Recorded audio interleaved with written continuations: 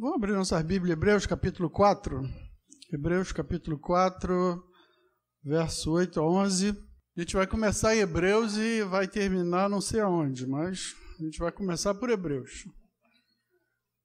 Capítulo 4, a partir do verso 8, diz assim. Eu vou ler na minha versão, a revista atualizada, talvez a que apareça ali seja um pouquinho diferente. Ora, se Josué lhes houvesse dado descanso, não falaria posteriormente a respeito de outro dia. Portanto, resta um repouso para o povo de Deus.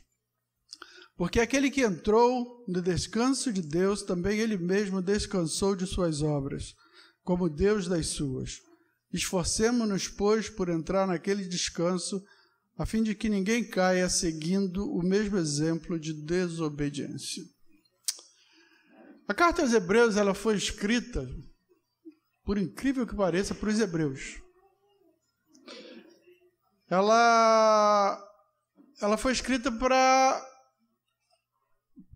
combater o retorno ao judaísmo que estava havendo por parte dos cristãos judeus naquela época. Alguns cristãos que eram judeus estavam voltando ao judaísmo. E aí o autor da carta escreve essa carta para mostrar que Jesus é superior a todas as coisas, a todas as ordenanças do Antigo Testamento. Ele começa dizendo que Jesus é superior aos anjos, já que boa parte dos judeus, principalmente os fariseus, eles acreditavam que os anjos eram seres importantes. E o autor da carta vem dizendo que Jesus é superior aos anjos, depois diz que Jesus é superior ao sacerdócio, depois Jesus é superior a Moisés. E nessa passagem que nós lemos, ele está falando que Jesus é superior a Josué. Ele pega todos aqueles grandes homens do Antigo Testamento e vem fazendo uma comparação com Jesus para mostrar que o cristianismo não é uma continuação do judaísmo. O cristianismo, ele foi espelhado, ele foi apresentado pelo judaísmo, mas é uma coisa totalmente diferente, é um novo modo de vida. E essa a intenção do autor da carta aos Hebreus.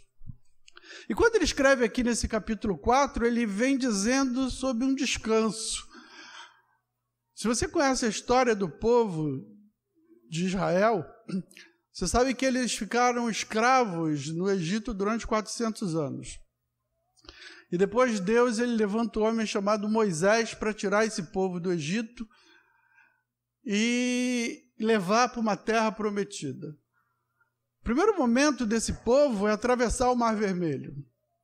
O Mar Vermelho, essa travessia do Mar Vermelho representa na igreja, representa na nossa vida espiritual a salvação. O momento em que a gente sai do Egito, a gente sai de uma vida de escravidão, a gente sai do domínio de Faraó, a gente sai do domínio de Satanás, a gente é tirado do império das trevas e é transportado para o reino do Filho e do seu amor, como diz Paulo lá aos Colossenses. É o momento em que uma nova vida é dada a nós. Nós somos libertos. Só que o autor da carta aos Hebreus aqui, ato falho, o autor da carta aos Hebreus, ele diz que o povo, muitos ficaram perdidos no deserto, como ficaram. Muitos ficaram perdidos no deserto da desobediência, da incredulidade. E é o que acontece às vezes com a gente. As pessoas são salvas, mas continuam sem acreditar que Deus realmente faz, continuam sem colocar e depositar toda a sua fé em Deus, toda a sua vida em Deus, todas as suas ansiedades em Deus, e continuam perdidos num deserto de incredulidade. Alguns chegaram à Terra Prometida. Alguns foram levados com Josué a entrar nessa terra prometida. E aí eles atravessam tem uma outra travessia, que é a travessia do Jordão. A travessia do Jordão, ela representa um crescimento espiritual, um compromisso com a palavra, representa o batismo, representa uma vida já vivida por fé. Porque o justo viverá pela fé. A Bíblia diz isso 4 vezes. Fala em Abacuque, fala em Gálatas, fala em Romanos e fala aqui na carta aos Hebreus. O justo viverá pela fé. O justo vive por fé. E esse novo momento depois do Jordão, que o povo atravessa o Jordão, é um momento de vida com fé. Uma vida não é uma vida sem guerras, porque o povo na Terra Prometida lá continuou guerreando, não é uma vida sem problemas, mas é uma vida vivida por fé, uma vida vivida com fé em Deus. Mas existe ainda uma outra travessia, e é dessa que eu queria falar com vocês, porque aqui no texto que nós lemos, o autor da carta aos Hebreus diz, portanto, resta um repouso para o povo de Deus. Que repouso é esse que falta? Que repouso é esse que faltava para o povo lá em os Hebreus e que às vezes falta para a gente também? Os filhos de Israel entraram na terra prometida, receberam herança, mas nunca entraram definitivamente, efetivamente, no repouso que Deus desejava que eles entrassem. Eles eram tementes a Deus, dirigidos pelo Espírito, mas ainda não gozavam de um estreito relacionamento com o Senhor. Eles tinham o coração ainda presos à religiosidade. E por isso Deus diz aqui, resta ainda um repouso para o povo de Deus. Esse repouso ele tem a ver com, primeiro, saber quem você é e a quem você pertence. Isso é a salvação. Quem você é? A quem você pertence? Isso é a salvação.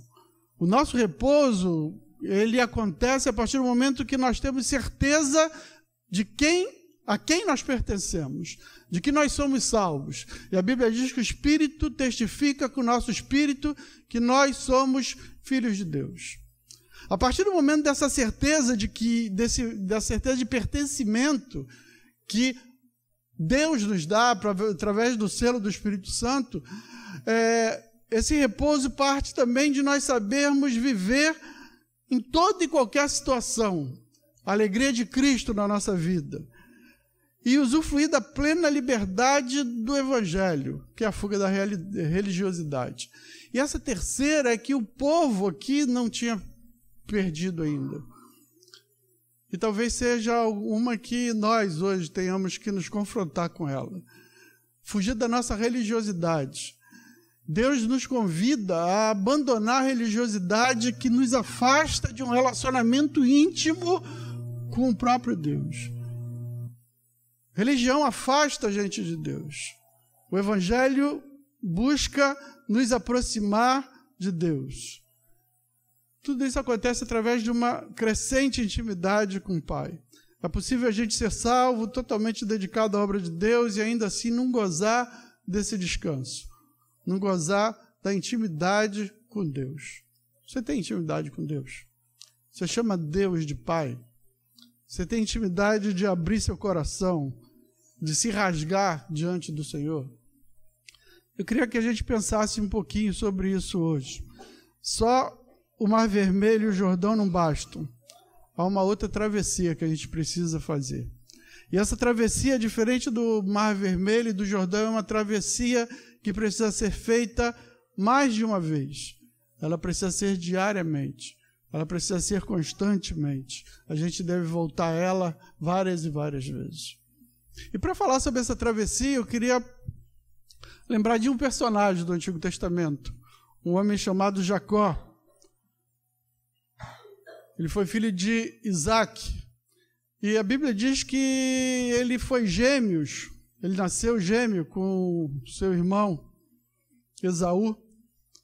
E que ele nasce garrado no calcanhar de Esaú. Mas ele nasce como segundo, ele não tinha primogenitude. Ele não era o primeiro, ele não era o herdeiro, ele não tinha herança. E ele precisava disso tudo e tinha ambição nisso tudo. E ele engana o irmão, ele primeiro compra a primogenitude do irmão através de uma comida que ele faz, e depois ele coloca, com a ajuda da própria mãe, ele coloca um pelo de carneiro no braço, faz uma voz rouca, porque o irmão era peludo e rouco, tinha uma voz mais grossa, e ele faz isso tudo e chega próximo ao pai dele, Isaac, já bem velho, e ele se passa pelo irmão, e Isaac o abençoa, pensando que estava abençoando o irmão mais velho. E quando Esaú descobre isso, Esaú diz, olha, assim que nosso pai morrer, você morre junto. Eu vou te matar. E ele, sabendo disso, ele foge, vai para longe, vai para a casa de um primo dele, Labão, e passa lá um bom tempo, na casa de Labão. Lá ele cresce, ele fica rico, ele casa com as 2 filhas de Labão, e um dia Deus fala para ele assim, Isaac, tem alguma coisa para resolver na tua vida. Jacó, tem alguma coisa para resolver na tua vida. E aí chama ele de volta para encontrar com o irmão dele. O pai dele já tinha morrido, e ele volta para encontrar com o irmão dele. E nessa passagem de volta, ele passa por um local chamado Val do Jaboque. E é no Val do Jaboque que eu queria que a gente pensasse hoje. Porque é no Val do Jaboque que Deus nos convida a atravessar dia a dia. É o Val do Jaboque que Deus nos convida a passar em crescimento. Essa passagem está lá em Gênesis, capítulo 32, a partir do verso 22, diz assim, levantou-se naquela mesma noite, tomou suas 2 mulheres, suas 2 servas e seus 11 filhos, e transpôs o Val do Jaboque. Tomou e fez-lhes passar o ribeiro, fez passar tudo que lhe pertencia, ficando ele só, e lutava com ele um homem até o romper do dia. Vendo este que não podia com ele, tocou-lhe na articulação da coxa, deslocou-se a junta da coxa de Jacó na luta com o homem. Disse este, deixa-me ir, pois já rompeu o dia. Respondeu Jacó, não te deixarei ir, se não me abençoares. Perguntou-lhe, pois, como te chamas? Ele respondeu, Jacó. Então disse, já não te chamarás Jacó, e sim Israel, pois como príncipe lutastes com Deus e com os homens e prevaleceste. Tornou Jacó, dize e rogo-te como te chamas. Respondeu ele, por que perguntas pelo meu nome? E o abençoou ali. Aquele lugar chamou Jacó Peniel, pois disse, vi a Deus face a face e a minha vida foi salva. Jacó, depois disso tudo, ele passa, antes de encontrar com o irmão dele, ele precisa passar por um local chamado Val do Jaboque. Jaboque é um lugar onde Jacó luta com Deus, é onde ele se rende a Deus, e é onde ele recebe um novo caráter, um novo nome, Israel, e é onde ele abandona seus ídolos e conhece o coração de Deus. Val, não sei se na sua Bíblia está Val do Jaboque, Val é um local do rio menos cheio, mais raso, onde as pessoas podem atravessar. Esse Jaboque era um rio que era um afluente do Rio Jordão. Mas Val também significa ocasião favorável de ensejo, oportunidade. E para Jacó foi uma oportunidade dele ser transformado por Deus. E há algumas características dessa travessia que eu queria chamar a tua atenção. A primeira delas é que a gente atravessa sozinho. Você pode atravessar o Mar Vermelho com uma multidão de libertos, você pode atravessar o Jordão com uma multidão de remidos, uma multidão de pessoas, o exército do Senhor ao seu lado, mas você atravessa o teu Val do Jaboque, sozinho. Diz a palavra aqui, ficando ele só. Verso 24, atravessou o Val do Jaboque. A intimidade com Deus é pessoal. Intimidade com Deus é algo que a gente busca sozinho. Os nossos melhores momentos com Deus, eles são solitários. É legal a gente dizer Santo Espírito, és bem-vindo aqui com a congregação, é maravilhoso. Maravilhoso ser tocado pelo Senhor no meio da multidão, mas a intimidade com o Senhor a gente só conhece quando a gente está sozinho. Por quê? Porque quando nós estamos sozinhos, nós somos o que somos. Nós usamos máscaras. Nós temos máscaras de religiosidade, de espiritualidade. Quantas mãos não são levantadas porque outra mão levantou do lado? Quantas caras compungidas de adoração são falsas e Deus conhece, porque Ele conhece o coração. Ele sabe que essa religiosidade, essa espiritualidade não é isso tudo. Eu lembro que na igreja que eu me converti, só orava quem era presbítero, os diáconos, as pessoas que já estavam muito tempo na igreja. E, diferentemente daqui, as pessoas, o pastor, ele pedia alguém para orar. Vamos orar, o diácono tal, o presbítero fulano de tal. E as orações eram: amantíssimo Deus, genuflexo estamos aos seus pés, quedados. Cara, a oração era uma coisa que eu falava assim, que orar, ninguém que saiu não sei orar. Genuflexo estamos quedados aos seus pés, meus corações. Eu falava, meu Deus, misericórdia, o que é isso? Mas as pessoas não oravam para Deus, ou oravam. As pessoas oram para quem está do lado. Fala, pô, o cara sabe orar.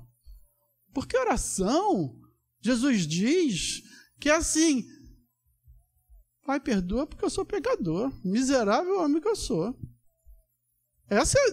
Você não faz uma oração, genuflexo, estamos aos teus pés, no teu quarto. Não faz. Você fala, Senhor, tem misericórdia de mim. Tu me conheces. Tu conheces o meu deitar, o meu levantar. Tu sabes o que eu sou, tu sabes que eu sou pó. Essa é a oração verdadeira. Jaboque, onde Jacó morre, onde Deus se revela.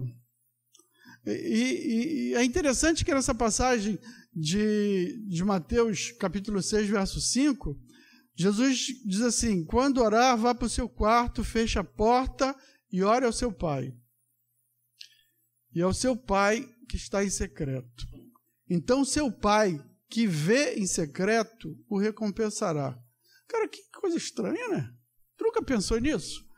Você vai para o teu quarto e ora em secreto, porque o teu pai que vê em secreto, ele não ouve, ele vê. Deus não ouve a nossa oração, Deus vê o nosso coração, Deus vê a nossa intenção, Deus vê a nossa motivação. Porque a Bíblia diz que antes da palavra chegar aos meus lábios, ele já conhece. Mas Deus olha o nosso coração. Deus quer o nosso coração revelado. E quando nós estamos juntos, quando nós estamos em multidão, nem sempre é isso. Eu estava lendo uma poesia, essa semana, tem um livro chamado Moisés, do Charles Swindoll, e tem uma poesia de uma mulher chamada Ruth Halmkaum. Gostou do meu inglês? Não peça para repetir, porque não sai. E a poesia, assim, eu anotei aqui para... Hoje teve música, vai ter poesia em inglês. Diz assim: tu sabes, Senhor, como eu o sirvo, com grande fervor emocional, à luz dos holofotes. Sabes de meu entusiasmo quando falo de ti no clube feminino. Sabes como exulto ao promover um grupo de fraternidade. Conhece meu entusiasmo genuíno no estudo bíblico. Mas imagino como eu reagiria se mostrasse uma bacia de água e me pedisse que lavasse os pés calosos de uma velha encurvada e enrugada dia após dia, mês após mês, num quarto onde ninguém visse e ninguém conhecesse. A gente às vezes joga para a galera. A gente gosta de holofotes. A nossa espiritualidade não é para Deus ver. Nossa espiritualidade é para o mundo ver. Transformação que Deus quer, ela acontece tete a tete. Só nós e Deus. E mais ninguém. Intimidade.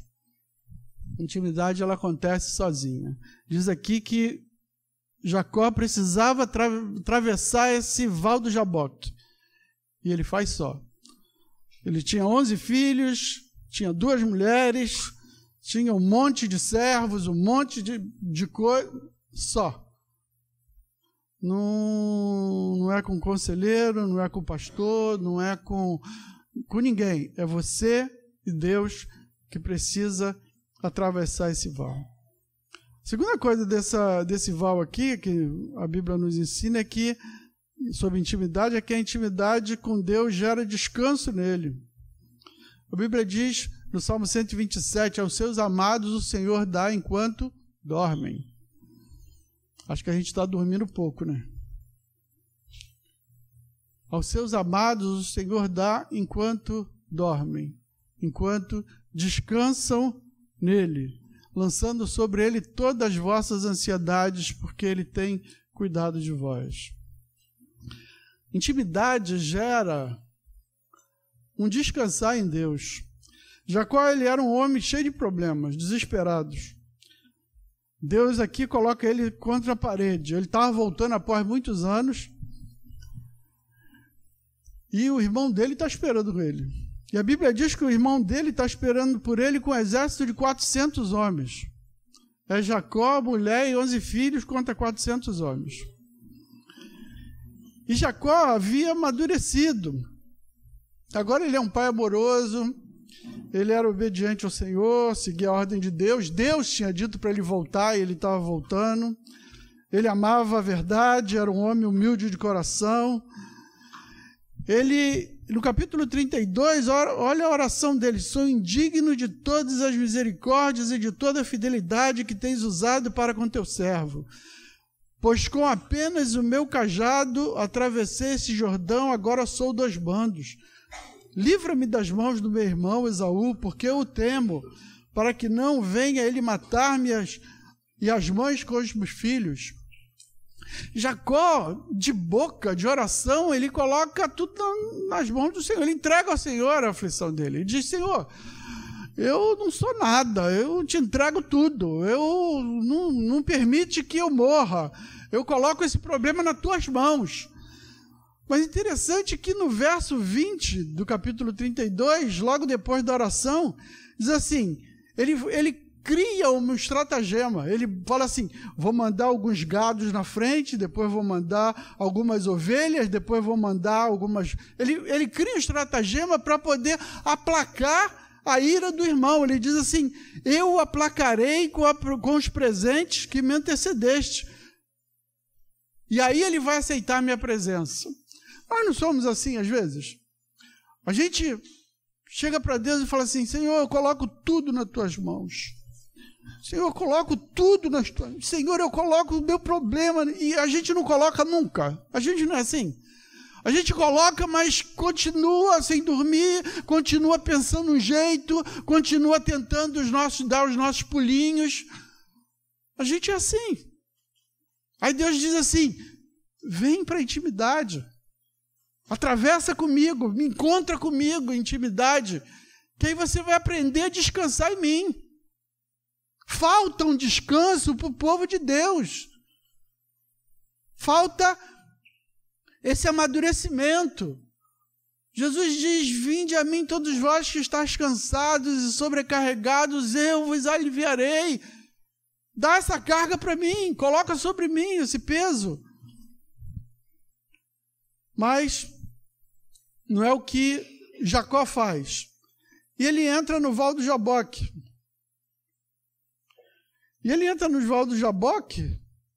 E quando ele sai do Val do Jaboque, o que acontece no capítulo 33? Levantando Jacó os olhos, viu que Esaú se aproximava, e com ele 400 homens. Então passou os filhos ali, a Raquel e as 2 servas, pôs as servas e seus filhos à frente, Lia os filhos atrás dele, Raquel e José por último. Ele bota a família na frente daquele monte de oferta que ele ia dar. E ele mesmo, adiantando-se, prostrou-se à terra 7 vezes até aproximar-se do seu irmão. Não é oferta, agora sou eu sou a oferta. E ele se coloca na frente. A intimidade com Deus faz com que ele diga assim: Senhor, assim como jovem, ainda que eu morra, eu vou continuar te adorando. Viver é Cristo, morrer é lucro. Senhor, o que eu não posso perder é a tua presença. Senhor, o que eu não posso perder é a intimidade contigo. A intimidade com Deus gera descanso, descanso nele. Em terceiro lugar, a intimidade com Deus transforma a religião em espiritualidade. Uma pessoa ela pode ser religiosa e não ser nem um pouco espiritual. Jacó havia tido uma experiência religiosa. No capítulo 28, quando ele ia para a casa de Labão, 20 anos antes dessa experiência aqui, a Bíblia diz que ele deita e vê uma escada. E na escada os anjos sobem e descem. E aparece do Senhor e diz para ele, olha, eu vou te abençoar onde tu fores, não sei o quê. Ele acorda e fica abismado. Capítulo 28. Ele fica abismado com aquilo. Mas a resposta que ele tem, ele diz, na verdade, o Senhor está neste lugar e eu não sabia. E temendo diz, quão temível este lugar é a casa de Deus, a porta dos céus. Tendo levantado Jacó cedo da madrugada, tomou a pedra que havia posto por travesseiro, erige uma coluna, e no lugar ele coloca o nome de Betel, que é casa de Deus, e diz, Senhor, eu vou fazer um voto contigo, se tu for comigo e me guardar nessa jornada que empreendo, e me der pão para comer e roupa que eu vista, de maneira que eu volte em paz, o Senhor será o meu Deus. Isso é religião. Isso é religião. Uma manifestação de Deus, imagina, uma manifestação de Deus, os céus abertos, o anjo de Deus subindo e descendo na escada, a voz de Deus, e o cara fala assim, essa é a casa de Deus. Religião é isso. Primeira coisa que religião diz assim, essa aqui é a casa de Deus. Aqui, a igreja é a casa de Deus. Eu estou em casa, não estou na casa de Deus. Religião separa um lugar para adoração, e ali é o lugar de adoração. Apesar da Bíblia dizer que Deus não habita em templos feitos por mão humana, a gente continua meio judeu, assim, ali é a casa de Deus, é o lugar de Deus. O lugar de Deus somos nós. A casa, a habitação de Deus somos nós. Isso é religiosidade. Isso é espiritualidade e não religiosidade.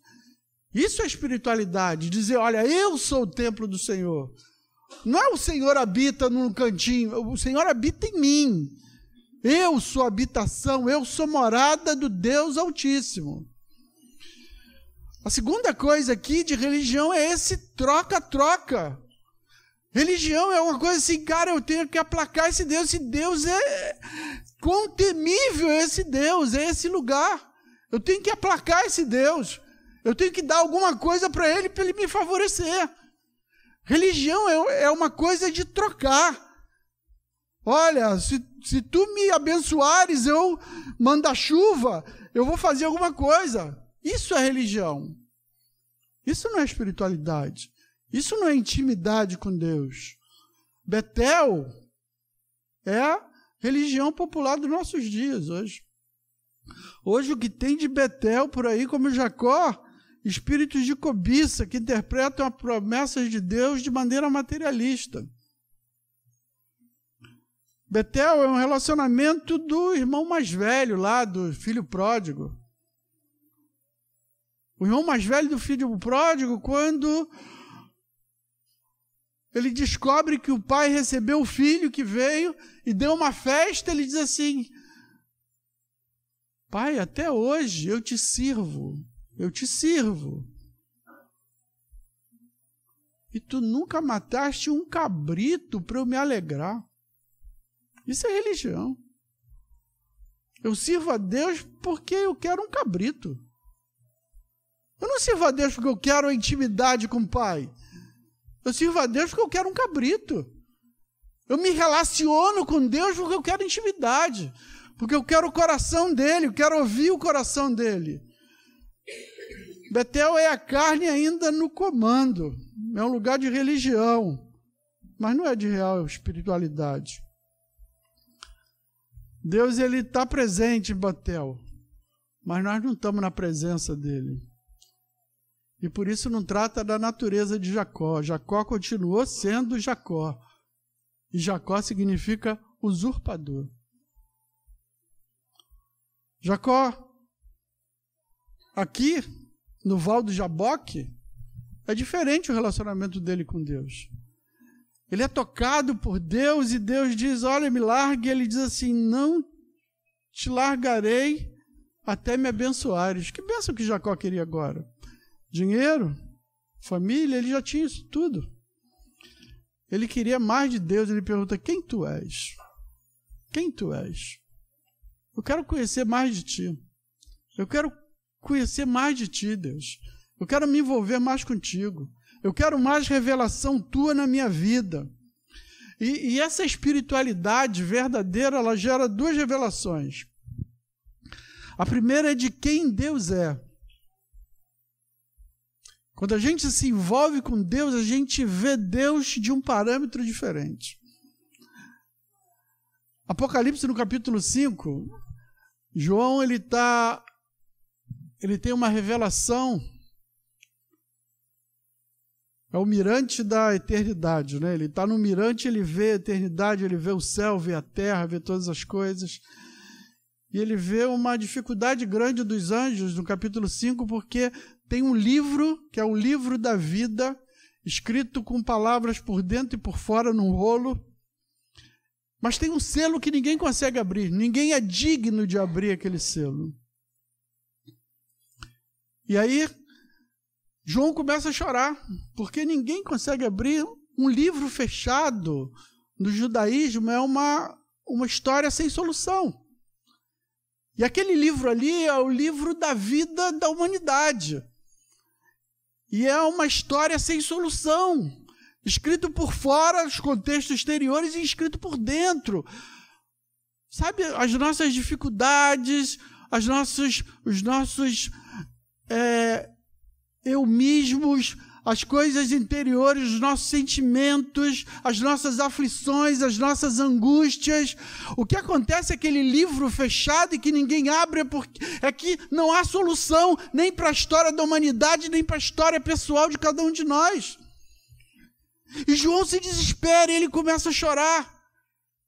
E chega alguém perto dele e diz, não chores, porque o leão da tribo de Judá, aquele que venceu, ele é digno para abrir o livro. E João para de chorar e olha, e aparece o cordeiro. Não aparece um leão, aparece um cordeiro. O Senhor, ele se fez cordeiro para ser digno de abrir o livro para a gente. O leão da tribo de Judá, ele pagou o preço para que a minha e a tua vida tivesse motivo, tivesse enredo, acontecesse. Deus se revela de uma maneira diferente através da intimidade com Ele. E a segunda revelação que intimidade com Deus nos traz é a revelação da gente mesmo, de nós mesmos. O anjo do Senhor aqui, o próprio Senhor, ele pergunta para Jacó, quem é você? E Jacó responde o quê? Jacó. E o que significa Jacó? Usurpador, enganador. Jacó tem que confessar o que ele é. Jacó sabia o significado do nome dele, aquele que engana o irmão, aquele que busca artimanhas. Jacó tem que confessar, Deus, Senhor, eu sou falso, eu sou religioso por fora, mas por dentro eu sou uma mentira, eu sou um usurpador. A presença de Deus revela quem nós somos. É só na intimidade com Deus é que a gente descobre quem realmente nós somos. Isaías, no capítulo 6, ele vê o Senhor sentado no alto sublime trono e diz, ai de mim, Pedro, na pesca maravilhosa, chega para Jesus e diz: Senhor, se afasta de mim que sou pecador. E aqui Jacó diz: eu sou Jacó. Jesus diz que 2 homens estão orando no templo, um fariseu e um publicano. E o fariseu diz: Senhor, obrigado, porque eu não sou que nem esse cara aqui, eu dou o dízimo 3 vezes, não sei o quê. E o publicano diz: tem misericórdia de mim, porque eu sou pecador. E Jesus pergunta assim: qual dos 2 você acha que foi justificado? E eu pergunto diferente: qual dos 2 você acha que estava na presença de Deus? Quem é que consegue chegar na presença de Deus Altíssimo e dizer: Senhor, obrigado porque eu sou, porque eu faço, porque eu... Quem chega na presença do Altíssimo diz assim: tem pena de mim, tem misericórdia de mim, porque sou pecador. Porque sou pecador. Em Jaboque, na intimidade, não se pode continuar vivendo a mentira. E Jacó diz, confessa: eu sou Jacó, eu sou usurpador. O Senhor viu o desespero aqui de Jacó. Ele toca em Jacó. Interessante que Jacó diz assim: Senhor, eu quero ser abençoado, eu quero mais de ti, eu quero saber quem tu és. E Deus assim, quer? E diz que ele toca em Jacó e Jacó fica... Ele enfraquece Jacó. Não dá para conhecer Deus com a nossa fortaleza, entre aspas. Paulo diz que ele pede a Deus que Deus tire um espinho dele e Deus diz para ele: a minha graça te basta, pois o meu poder se aperfeiçoa na fraqueza. Você precisa ser fraco para poder receber mais de Deus.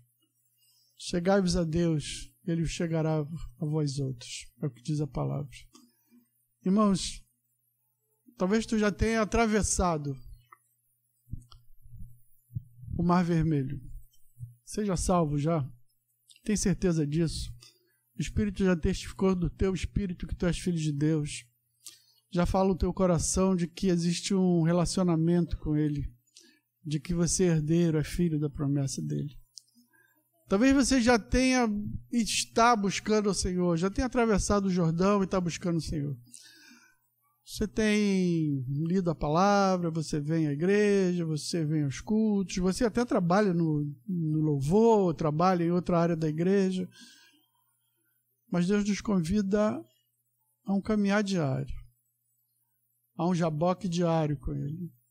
Ao momento em que a gente entra no nosso quarto, em que a gente se joga aos pés dEle e a gente não fala nada e ouve Deus. E Deus não fala nada e ouve a gente. E que a gente fica calado às vezes, só ouvindo o coração de Deus e permitindo que Ele ouça o nosso. A gente sai de lá diferente. A gente sai de lá diferente. Deus nos convida a isso. Vamos orar? Ó Deus, nós queremos, Senhor, aceitar o Teu convite. Leva-nos, Senhor, ao lugar secreto. Leva-nos, Senhor, ao Val do Jaboque, onde sozinho, Senhor, só nós e Tu, possamos ouvir a Tua voz, possamos ser tocados e transformados pela Tua presença. Tu conheces, Senhor, cada um de nós de maneira individual. E Tu queres, Senhor, um relacionamento individual com a gente. Ajuda-nos, Senhor, a buscar isso. Ajuda-nos, Senhor, a confessar os nossos pecados. A Tua palavra disse que se confessarmos, Tu nos purifica de toda injustiça. Ajuda-nos, Senhor, a abandonar, Senhor, a religiosidade, abandonar as máscaras, a nos despirmos na Tua presença. Ajuda-nos, Senhor, a não vivermos de aparência.